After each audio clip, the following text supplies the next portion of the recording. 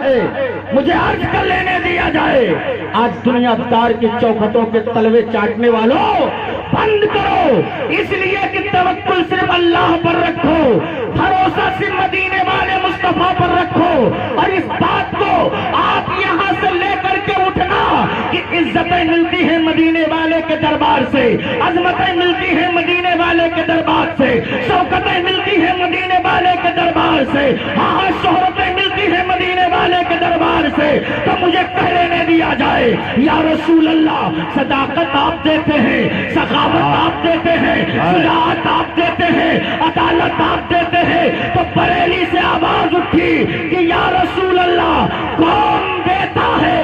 देने को मुंह चाहिए, देने वाला है सच्चा हमारे है। सुभान अल्लाह, जिंदाबाद जिंदाबाद। मिलेगा मेरे मुस्तफा की चौखट से मिलेगा, मगर अफसोस अफसोस सब अफसोस। यही वो कौम है जिसके यहाँ 250 बारात की नौटंकी दिखाई जाती है। यही वो कौम है जिसके यहाँ 25 स्कॉर्पियो ब्लैक कलर की नौटंकी दिखाने के लिए बारात में ले जाया जाता है।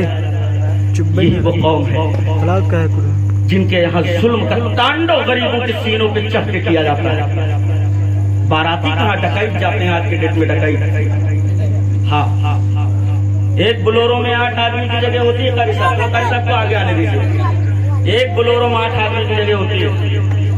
हमने देखा 14 और 15 भर के जाते, झगड़ी तना मूड बाहर निकाल के करुक तेल से खिंचवाते। आज तक हजरत मैंने किसी बाराती को हाथ धोते नहीं देखे, इल्ला माशाअल्लाह। वहाँ सुबह से नाश्ता लगाया गया है, गांव के तमाम साफ सुथरे लड़कों को बुला करके बेहतरीन तरीके से वहाँ दस्तरखान बिछाया गया। फिर इस बात का एहतियात रखा गया, इसमें किसी तरीके का कोई कचरा ना आना पाए, कोई कमी न होनी पाए। ये कलिंगर है, ये सेब है, ये अनार है, ये केला है, ये अंगूर है, ये बर्फी है, ये काला जाम है, ये पेड़ा है, ये फलाना है, ये ढकाना है। सुबह से लगाया गया। बड़े पेटू आ रहे हैं, बड़े भिखारी आ रहे हैं, खाएंगे, लड़ेंगे, फिर जाएंगे।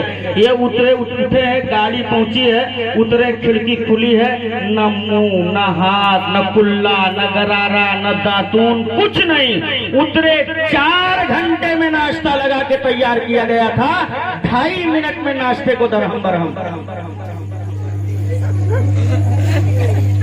छेना देखिए फिंगर बन जाता है काला काला, हाथ में धोने की वजह से। ये रोटी काटा फेंक दिया, ये बोटी काटा फेंक दिया, ये कोल्ड ड्रिंक का ढक्कन खोला फेंक दिया, तो इसमें चर्बी है, तो इसमें छछड़ा है, तो इसमें धनिया है, तो इसमें हल्दी ज्यादा है, तो इसमें नमक ज्यादा है। घर में अच्छी अगर सब्जी बन जाए तो उसे भी कढ़ाई को उंगली लगा करके चाट लेने वाले लोग वहां जाकर के दुनिया की नजाकतें दिखाते हैं। रोटियां फेंक कर पैरों से रौंदने वालों, बोटियां फेंक कर पैरों से रौंदने वालों, छेना रसगुल्ला फेंक कर उसे पैरों से गूंजने वालों, जरा सोच कि उस एक लुकमे के लिए एक गरीब बाप ने न जाने किन किन दरवाजों पे मजदूरी किया होगा। मुंबई की सरजमीन पर न जाने कितने दिनों तक हाथ गाड़ी का ठेला घसीटा होगा, न जाने किस तरह से उतार करके सीमेंट किसी के घर को बनाया होगा, ताकि मेरी बेटी का घर बच सके, ताकि मेरी बेटी की आबरू बच सके, ताकि मेरी बेटी का बोझ मेरे कंधे से उतर सके। ये लोगों जरा सोचो तो सही, तुम अपने आप को हुसैनी कहते हो, तुम अपने आप को रज़वी कहते हो, तुम अपने आप को कादरी कहते हो, तुम अपने आप को सोहरवर्दी कहते हो, तुम अपने आप को नक्शबंदी कहते हो। अरे वो हुसैनी हो।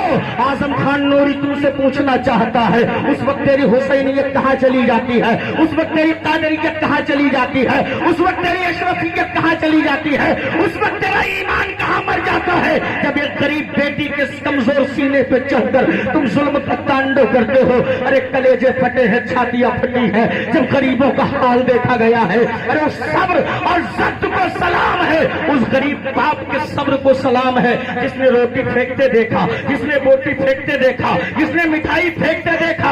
अरे किसी के दरवाजे पर एक गिलास तोड़ कर दिखा दो, अगर मुंह न तोड़ दे तो कहना, लेकिन गरीब बेटी के बाप के दरवाजे पर आप प्लेट तोड़ो कोई जुर्म नहीं है, आप रोटी फेंको कोई जुर्म नहीं है, आप बोटी फेंको कोई जुर्म नहीं है, सब बर्दाश्त कर रहा है, किसी से लड़ नहीं रहा है, किसी से झगड़ नहीं रहा है, किसी से दस्तों गिरेबा नहीं हो रहा है।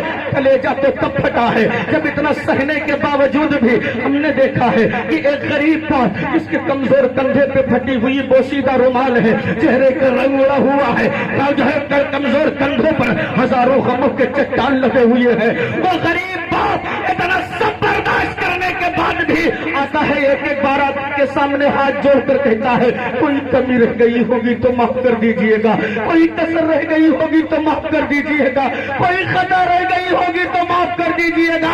अरे ओ मेरे कौम के जालिमों, मैं तुमसे पूछना चाहता हूँ तो कयामत के दिन मौला हुसैन का सामना होगा, तो कयामत के दिन मौला ज़ैनुल आबिदीन का सामना होगा। अगर आका ज़ैनुल आबिदीन ने गिरेबान पकड़कर तुझसे सवाल कर लिया कि बता करबला के मैदान में बेटे कटे हैं, भतीजे लुटे हैं, भांजे कटे हैं, भाई की गर्दनें कटी है, बता तो सही क्यों? तो करबला से जवाब यही मिलेगा, अली असगर का बचपना इसलिए लुटा ताकि नाना की उम्मत शराब न पिए, जुआ न खेले, जिना न करे, सूद न खाए, हाँ बारात में जहेज की नौटंकी न दिखाए। ये लोगों जरा सोचो तो सही कि हजरत ज़ैनुल आबिदीन पूछेंगे बता करबला का मंजर तुमने तो अपने निगाहों से नहीं देखा था, लेकिन मैंने खड़े होकर के सब देखा था। जब नाथ बाबा हुसैन के हाथों में हजरत अली असगर का गला छेदा गया, वो मंजर मैंने देखा है। जब अली